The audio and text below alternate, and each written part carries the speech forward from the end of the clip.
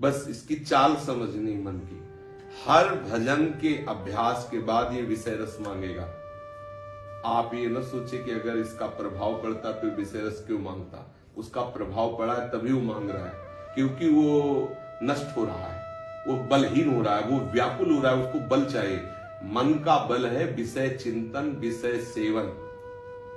क्योंकि विषयों के ध्यान से मन बलवान होता है, विषय भोग से मन पवित्र होता है, स्थूल होता है, तभी वो प्रकृति में फंसा है। अगर मन निर्बल, सूक्ष्म और पवित्र हो जाए तो दिव्य लीला में प्रवेश पा जाए।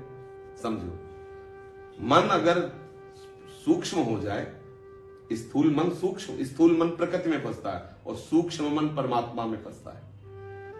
मन अपवित्र तो भोगों का चिंतन, संसार का चिंतन, राग द्वेष का चिंतन, और मन पवित्र तो प्रियालाल का चिंतन, प्रभु का चिंतन, समता का चिंतन, आत्मस्वरूप में वो निर्मल रस का अनुभव करता है। वही मन आत्मस्वरूप हो जाता है, वही मन भगवत स्वरूप हो जाता है। तो जब हम साधन परायण होते तब हमारा मन हमको विचलित करता है। तो उस समय साधक मन में यदि तदात्म न करे तो जीत जाएगा। जैसे मन की मांग विषय हुई तो समझे कि अब ये मरने जा रहा है, इसकी जो मांग हुई है यदि हम इसे पूरा ना करें तो मर जाएगा। पर वो बहुत आपको कष्ट देगा, क्योंकि तदात्म है ना। अगर आप जो उसको सह गया, उसी को भगवान कहते यम ही न व्यत्यन्ते ते पुरुषम पुरुषर्षभ सम दुख सुखाधीरम स्वमृतत्वाय कल्पते। जो उस व्यथा को सह गया, जो मन पीड़ा दे रहा है, वही फिर भगवत प्राप्ति के योग्य हो जाता है, वही परम पद अमृत पद का अधिकारी हो जाता है। तो जब हम इस मार्ग में चले हैं तो मन की मार से, मतलब इसकी मार इतनी बुरी है मन की कि बाहर से लाठी डंडा की मार, अस्त्र शस्त्र की मार सहने को तैयार हो जाएगा, लेकिन मन की मार नहीं सह सकता। जैसे मन ने निश्चय कर लिया कि वहां चल के हमको विषय सेवन करना है, और बुद्धि सलाह दे रही कि डंडा चलेंगे, गाली मिलेगी, जेल होगी, तो मन कह रहा सब सह लेंगे, लेकिन मुझे इस समय विषय चाहिए। तो तदात्म भाव से जो युक्त होता है मनुष्य, वो मन की सलाह पर चल देता है, और जो भगवद आश्रित होता है वो वही रोकता है, नहीं जाना। अब वो जो जलन पैदा कर रहा है वो हर अस्त्र शस्त्र से भी तीक्ष्ण जहरीली है, उसे जो सह गया वो परम पद का अधिकारी होता है। सहत सहत बाढ़े भगत गृह तन गुरिगा, हमें सहना है। और केवल आप ये निश्चय कर लो कि हमें सहना, तो सह जाओगे। और सहना तो है ही। जैसे सोच ले कि वो बढ़िया है, मन ने मांगा और वो विषय सेवन कर लिया तो चैन तो मिल गए। अब उसको दो जलन होगी, एक तृष्णा जो भोगा, और दूसरी नवीन भोग भोगने की आकांक्षा। अब वो और फंसता चला गया। थोड़ी देर के लिए उसको लगा कि शांति मिल गई, लेकिन वो समझ नहीं पाया उसको। अब मन ने दोहरी मार दी। अब भोगों को जो भोगा उसकी तृष्णा, उसका अनुभव, और जो नवीन भोग सुने हैं, पढ़े हैं, लोगों से देखे सुने पढ़े, उनको भोगने की कामना। अब तृष्णा और कामना दो, पहले केवल कामना थी, पहले तो स्फुरना होती है, फिर संकल्प कामना का भोग का, और फिर वो क्रिया। अब तृष्णा और फिर कामना दोनों मिलकर के उसको नष्ट कर देती है। इसलिए साधक को चाहे कि इस स्फुरना में ही रोक ले। अगर स्फुरना में नहीं रुका तो कामना बन करके संकल्प भोग का बनने के उसी बीच में, अगर संकल्प बन भी जाए तो संभालने क्रिया न होने पावे। उसे मुश्किल है संकल्प बनने के बाद वो क्रिया ना करे। ऐसा बहुत ही कोई भगवान की ही कृपा के बचा ले तो है, नहीं संकल्प बनने के पहले तक आप रोक सकते हैं। संकल्प बना फिर क्रिया में उतरना ही पड़ेगा।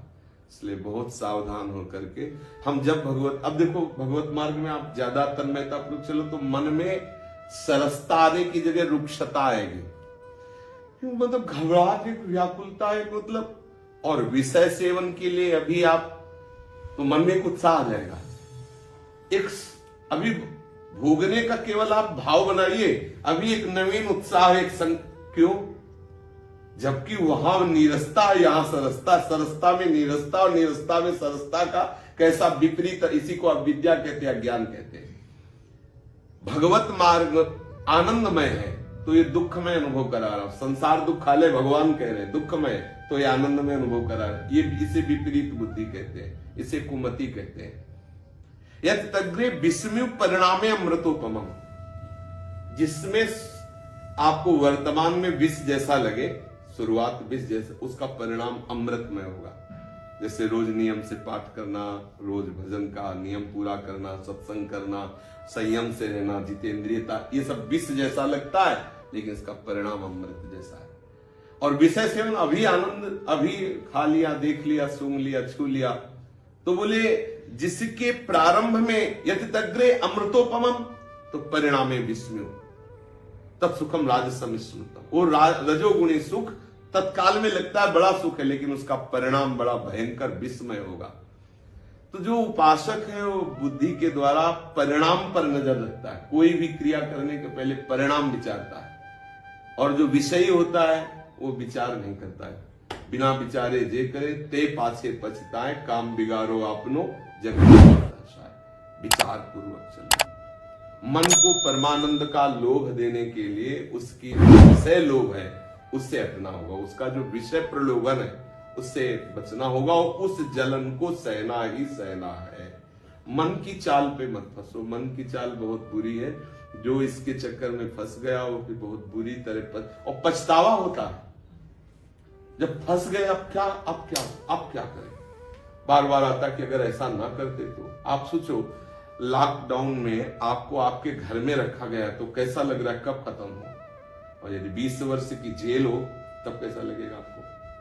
कुछ और दंड न दिया जब 20 वर्ष आपको जेल दिए 10 वर्ष आपको 10 वर्ष, अभी 30-40 दिन का लॉकडाउन है, तो बड़ी सुविधा में रहने पर भी सबको मन में लगता कब खत्म हो और थोड़ी स्वतंत्रता से हम अपने घर में रहने पर आपको इतना बंधन, तो जेल में रहने पर कैसा होगा।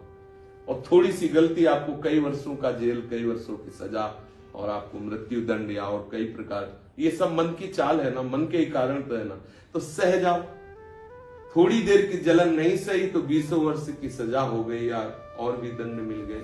अगर थोड़ी देर की जलन सह गए तो आप शक्तिवान हो गए, आपका अध्यात्म बल बढ़ गया। पर ये रहस्य कोई भगवत कृपा पात्र ही जानता है। सहने से अध्यात्म बल बढ़ता है और भोगने से अध्यात्म शक्ति क्षीण होती है, और बलों में बल अध्यात्म बल है।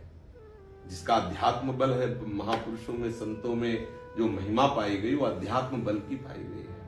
अध्यात्म नित्य आत्म बल से युक्त जो महापुरुष, वो जितेंद्रिय है, वो विश्व का मंगल करने वाले, खूब भजन परायण। श्री राधा